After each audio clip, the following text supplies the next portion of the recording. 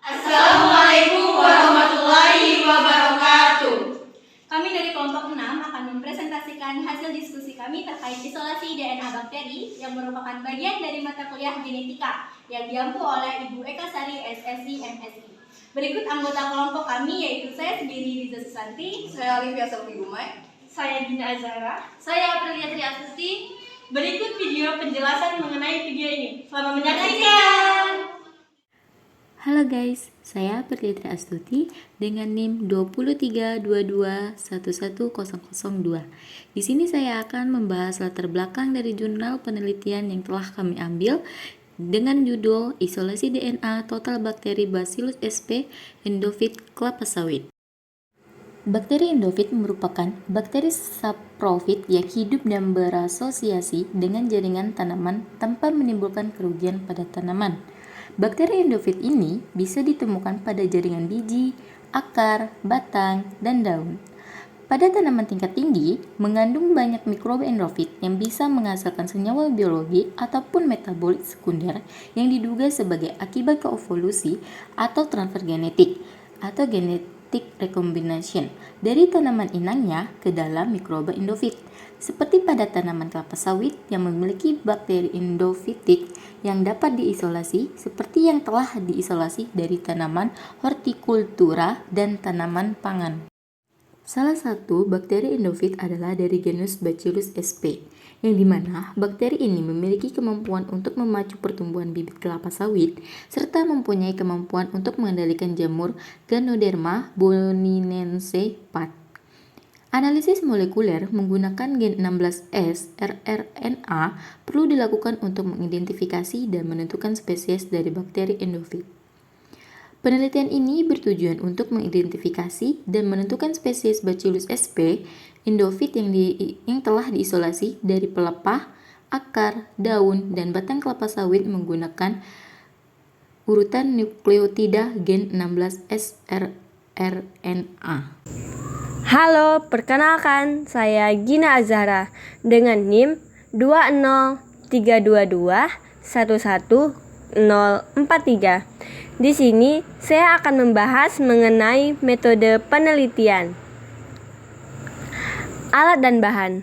Alat yang digunakan pada penelitian ini adalah Erlenmeyer, jarum Ose, Bunsen, rak tabung reaksi, Enkas, autoclave, pisau, kulkas, centrifuge, water bath, pipet mikro, tip mikro, hot plate, timbangan analitik, perangkat elektroforesis, UV transluminator, kamera berfilter UV, dan tabung mikro 1,5 mili dan 50 mili.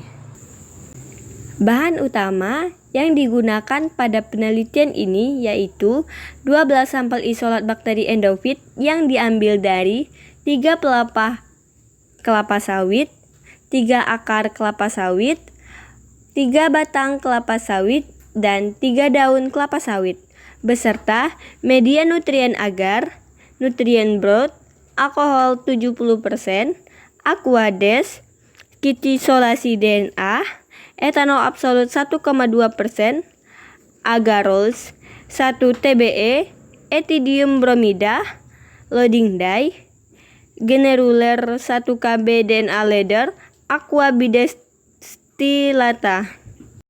Prosedur penelitian.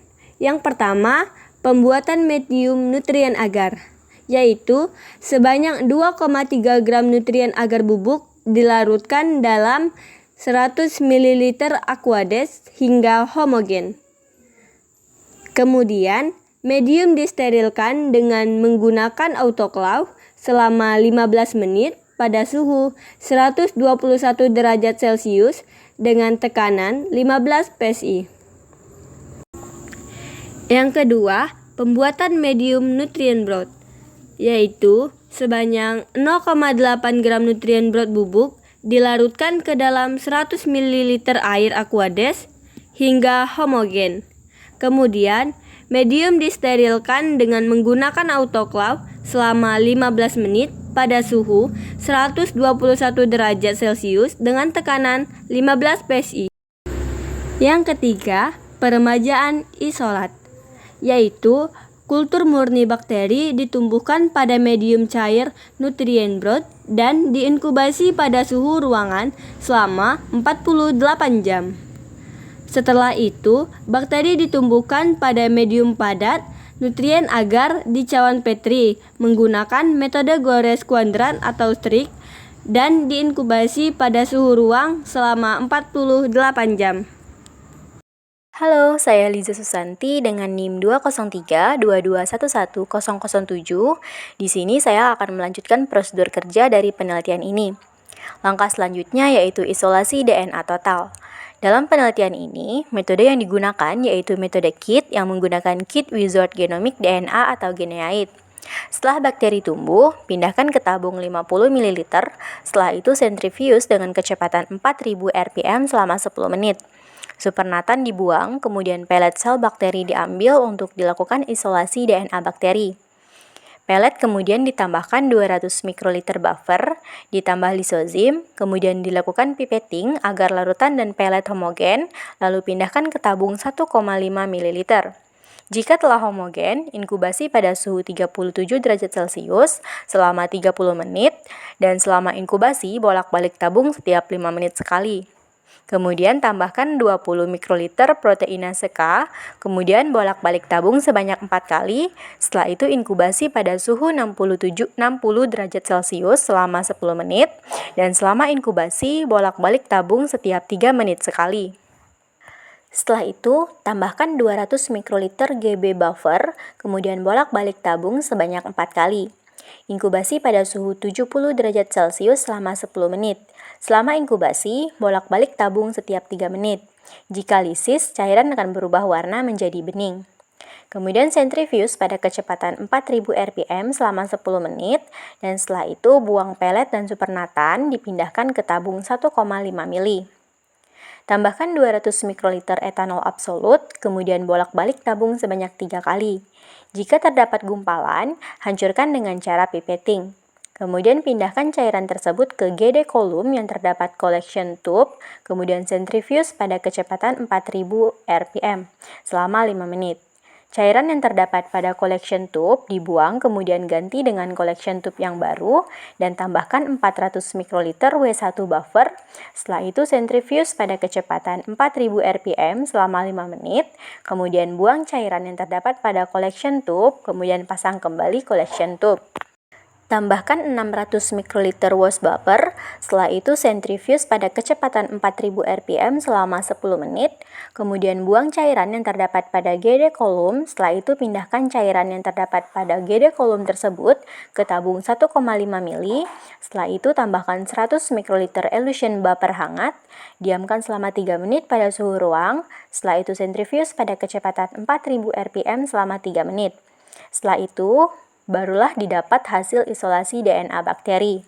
DNA tersebut kemudian disimpan di dalam kulkas. Setelah itu, lakukan tahapan elektroforesis. DNA total yang diperoleh kemudian dicek hasilnya dengan menggunakan alat elektroforesis, yaitu Fission Model FIC 360 Large Horizontal Gel System. Pada 1,2% gel agarose di dalam 1 kali TBE dengan tegangan 75 volt selama 30 menit. Hasil elektroforesis yang berupa gel diwarnai dengan 3 mikroliter etidium bromida dan pita DNA divisualisasi di atas lampu UV transiluminator dan difoto dengan menggunakan kamera. Halo, perkenalkan nama saya Alivia Selvi Gumai dengan NIM 20322111016. Di sini saya akan menjelaskan hasil dan pembahasan dari penelitian ini. Hasil elektroforesis menunjukkan bahwa DNA total yang diperoleh utuh yang ditandai dengan pita tebal di atas 10.000 ppb. DNA total dari beberapa isolat menunjukkan ada juga DNA yang semear atau terdegradasi. Namun, DNA tersebut tetap dapat digunakan sebagai cetakan pada PCR. Pita DNA semear dapat terjadi karena DNA yang terisolasi tidak utuh sehingga fragmen-fragmen DNA dengan ukuran berbeda tertahan pada gel sesuai dengan ukuran pasang basa DNA. Kit isolasi DNA mengandung komponen-komponen yang berfungsi pada masing-masing tahap isolasi DNA. Penggunaan buffer plus lisozim berfungsi untuk melisiskan sel. Proteinase K berfungsi untuk memecahkan ikatan peptida pada protein.